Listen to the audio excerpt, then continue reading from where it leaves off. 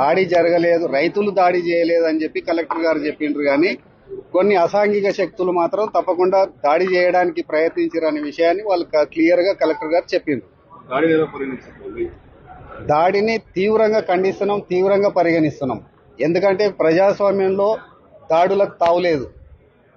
ఒక ముఖ్యమంత్రి నియోజకవర్గంలో అభివృద్ధి చేద్దామని చెప్పి ఒక విధంగా ప్రయత్నం చేస్తుంటే ఇలాంటి అసాంఘిక శక్తులు అభివృద్ధి జరగకుండా నిరోధించడం కోసం ఈ విధంగా కుట్రలు చేసి, ఈ విధంగా దాడులు చేసి, అధికారులను భయపెట్టించి అధికారులను పని చేయకుండా చేద్దామనే ఉద్దేశం ఏదైతుందో ఆ ఉద్దేశాన్ని మేము తీవ్రంగా ఖండిస్తున్నాం. ఫార్మా కంపెనీ అగ్రరాజు టీఆర్ఎస్ పార్టీ ఎట్టి పరిస్థితుల్లో పెట్టొద్దని చెప్పి చెప్తారు సార్, మీరేమంటారు మీరు? ఇదే ఫార్మా కంపెనీ పేరు మీద ఇబ్రహీంపట్నం నియోజకవర్గంలో 1000 ఎకరాలను టీఆర్ఎస్ ప్రభుత్వం సేకరించింది. మరి అప్పుడు ఏ విధంగా సేకరించింది? ఇప్పుడు ముఖ్యమంత్రి కాన్స్టిట్యున్సీ తన నియోజకవర్గాన్ని అభివృద్ధి చేద్దామని చెప్పి వేలాది మంది, వందలాది మంది యువకులకు ఉద్యోగాలు ఇప్పిస్తామని చెప్పి ముఖ్యమంత్రి గారు ప్రయత్నం చేస్తుంటే ఈ విధంగా అడ్డుకోవడం అనేది కేటీఆర్ కు, హరీష్ రావుకు ఇది తగదు.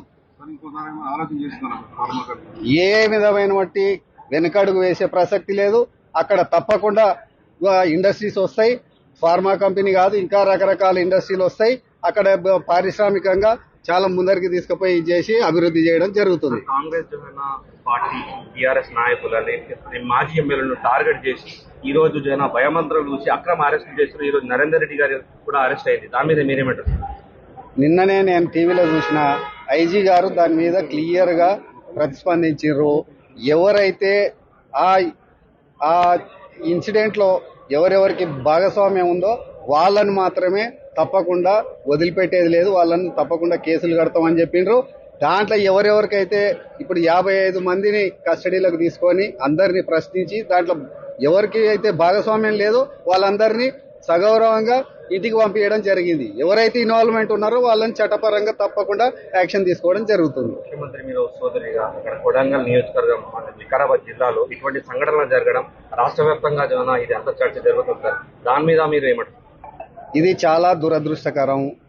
దీంట్లో టీఆర్ఎస్ శక్తులు, యుక్తులు అన్ని పనిచేసినాయి. వాళ్ళందరూ కలిసి ఈ విధంగా ప్రయత్నం చేసి కొడంగల్ నియోజకవర్గాన్ని, ముఖ్యమంత్రి పేరు ప్రతిష్టలను భంగం కలిగియాలనే ఉద్దేశంతో హరీష్ రావు, కేటీఆర్ ఈ విధంగా ప్లాన్ చేసి ఈ విధంగా అడ్డుకుంటున్నారని చెప్పి చెప్తున్నారు. ఇప్పుడు అక్కడ రైతులు కాదు అరెస్ట్ అయ్యేది, టీఆర్ఎస్ కార్యకర్తలు అని చెప్పి ఈ రోజు మహేష్ రెడ్డి గారు చెప్తున్నారు, ఆనంద్ గారు చెప్తున్నారు. మీరేమంటారు? మహేష్ రెడ్డి గారు చెప్పినా, హరీష్ రావు చెప్పినా, కేటీఆర్ చెప్పినా ఏ టీఆర్ఎస్ కార్యకర్తను ఎవరిని వేలాది మంది టీఆర్ఎస్ కార్యకర్తలు ఉన్నారు కొడంగల్, వాళ్ళందరినీ అరెస్ట్ చేస్తున్నారా? ఆ ఇన్సిడెంట్ లో ఎవరెవరికి భాగస్వామ్యం ఉందో వాళ్ళని మాత్రం తప్పకుండా ఆ టీఆర్ఎస్ కార్యకర్త కావచ్చు, ఇంకెవరైనా కావచ్చు, ఏ అసాంఘిక శక్తి అయినా కానీ వదిలిపెట్టే ప్రసక్తి లేదు. గ్రామాలలో ఇంటర్నెట్ సర్వీస్ తీయడం కానీ, అక్కడ తాండావాసులను భయభ్రాంతులకు గురి చేయడం కానీ మీరు ఎలా చూస్తారు సార్? భయభ్రాంతులకు గురి చేయడానికి ఏముంది? ఎవరంతా వాళ్ళు స్వేచ్ఛగా ఉన్నారు. అరెస్టులు ఎలా చూస్తారు? అరెస్టులను ఖచ్చితంగా అరెస్ట్ చేయాల్సిందే. ఎవరికైతే పాత్ర ఉందో వాళ్ళని తప్పకుండా అరెస్ట్ చేయాలి. ఎందుకు చేయొద్దు? ఇప్పుడు అభివృద్ధి చేస్తుంటే అభివృద్ధి చేసి నిరోధకులను తప్పకుండా చట్టపరంగా నీకేదన్నా ఉంటే, నీకేదన్నా ఇబ్బంది ఉంటే బాజాప్తా కలెక్టర్ గారు ఎప్పుడైనా ఆఫీస్కి రావచ్చు, కలెక్టర్ గారికి చెప్పొచ్చు, ప్రభుత్వానికి చెప్పొచ్చు, ఎవరికైనా చెప్పవచ్చు. కానీ దాని ముసుగులా మేము దాడులు చేస్తాము, అధికారులను భయపెట్టిస్తాము, కలెక్టర్ను కొడతాము, చంపుతాము అనే విధంగా మీరు ఒకసారి గమనించండి, వీడియోలు చూడండి. ఎంతెంత లావు రాళ్లు తీసుకొని కార్ల మీద వేసిండ్రో మీకు చూస్తే తెలుస్తుంది. ఇట్లాంటి వాటిని కూడా హరీష్ రావు, కేటీఆర్ ప్రోత్సహిస్తామంటే మరి హరీష్ రావు, కేటీఆర్ కూడా మల్లన్న సాగర్లా వందలాది మంది రైతులను రాత్రంతా ఊర్లు తిప్పి కొట్టి ఇచ్చేసి ల్యాండ్ అక్విజిషన్ చేసిరు. ఇప్పుడు అట్లేమన్నా జరుగుతుందా? ప్రజాస్వామ్యయుతంగా ప్రజలతో సంప్రదించి ల్యాండ్ అక్విజిషన్ చేయాలని చెప్పి కలెక్టర్ గారు, అడిషనల్ కలెక్టర్ అందరు అధికారులు అందరూ వచ్చి అక్కడ కూర్చొని మాట్లాడి నచ్చజెప్పి ప్రజాభిప్రాయ సేకరణ చేసి భూములు తీసుకుందామని చెప్పి ప్రభుత్వం ఒక దిక్కు ఆలోచన చేస్తుంటే ఇట్లాంటి కుట్రలు చేసి వీళ్ళందరూ హరీష్ రావు, కేటీఆర్ వీళ్ళందరూ అడ్డగోలుగా డబ్బులు పంపించి, దోసుక తిన్న డబ్బులని పంపించి కార్యకర్తలను రెచ్చగొట్టి, అమాయకులను రెచ్చగొట్టి వాళ్ళను మరి ఇట్లా రౌడీలుగా చిత్రీకరించే విధంగా వాళ్ళు తయారు చేస్తున్నారు వాళ్ళను. ఇది మంచి పద్ధతి కాదు. కడా చైర్మన్ వెంకటరెడ్డి గారి పరిస్థితి ఎలా ఉంది? మీరు పరామర్శించారా? అసలు కలెక్టర్ గారు ఏం చెప్పారు? కడా వెంకటరెడ్డి గారి ఆరోగ్యం మంచిగా ఉంది. నేను ఫోన్లో మాట్లాడినా ఆయన ఇంట్లో డాక్టర్స్ ఇంట్లో రెస్ట్ తీసుకోమని చెప్పిండ్రు. వారికి కొంత ట్రీట్మెంట్ కూడా జరుగుతుంది.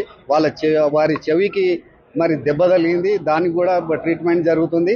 ఆయన ఇంట్లో రెస్ట్ తీసుకుంటున్నాడు. నరేందర్ రెడ్డి అరెస్ట్ వాళ్ళన్న మీ సైడ్ ఉన్నాడు. నరేందర్ రెడ్డి ఇంకో రెడ్డి ఎవరు అనేది కాదు, దాంట్లో భాగస్వామ్యం ఎవరికి ఉన్నా చట్ట పరిధిలో వాళ్ళకి అది తప్పదు. చెప్పినా కేటీఆర్ చెప్పినా ఏ టీఆర్ఎస్ కార్యకర్తను ఎవరిని వేలాది మంది టీఆర్ఎస్ కార్యకర్తలు ఉన్నారు కొడంగల్, వాళ్ళందరినీ అరెస్ట్ చేస్తున్నారా? ఆ ఇన్సిడెంట్లో ఎవరెవరికి భాగస్వామ్యం ఉందో వాళ్ళని మాత్రం తప్పకుండా టీఆర్ఎస్ కార్యకర్త కావచ్చు, ఇంకెవరైనా కావచ్చు, ఏ అసాంఘిక శక్తి అయినా కానీ వదిలిపెట్టే ప్రసక్తి లేదు. గ్రామాలలో ఇంటర్నెట్ సర్వీస్ తీయడం కానీ, అక్కడ తాండావాసులను భయభ్రాంతులకు గురి చేయడం కానీ మీరు ఎలా చూస్తారు సార్? భయభ్రాంతులకు గురి చేయడానికి ఏముంది, ఎవరంతకు వాళ్ళు స్వేచ్ఛగా ఉన్నారు. అరెస్టులు ఎలా చూస్తారు? అరెస్టులను ఖచ్చితంగా అరెస్ట్ చేయాల్సిందే. ఎవరికైతే పాత్ర ఉందో వాళ్ళని తప్పకుండా అరెస్ట్ చేయాలి. ఎందుకు చేయొద్దు?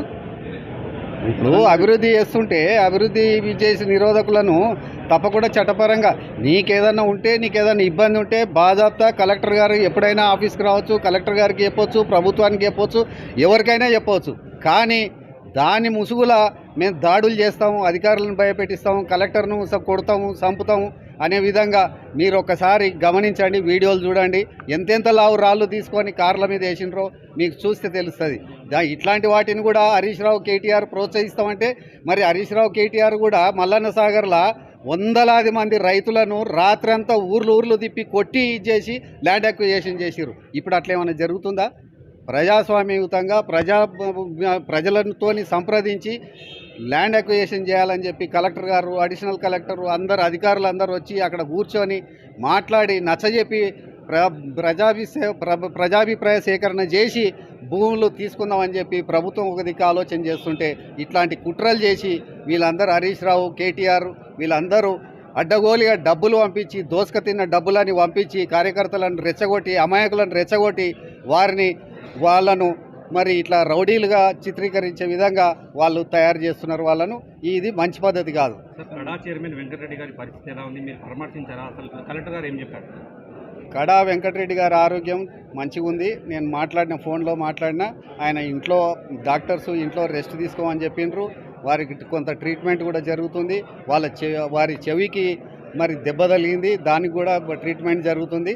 ఆయన ఇంట్లో రెస్ట్ తీసుకుంటున్నాడు. నరేందర్ రెడ్డి అరెస్ట్ వాళ్ళన్న మీ సైడ్ ఉన్నాడు. నరేందర్ రెడ్డి ఇంకో రెడ్డి ఎవరు అనేది కాదు, దాంట్లో భాగస్వామ్యం ఎవరికి ఉన్నా చట్ట పరిధిలో వాళ్ళకి అది తప్పదు. చట్టం తన పని తాను చేసుకుపోతుంది. Thank you sir.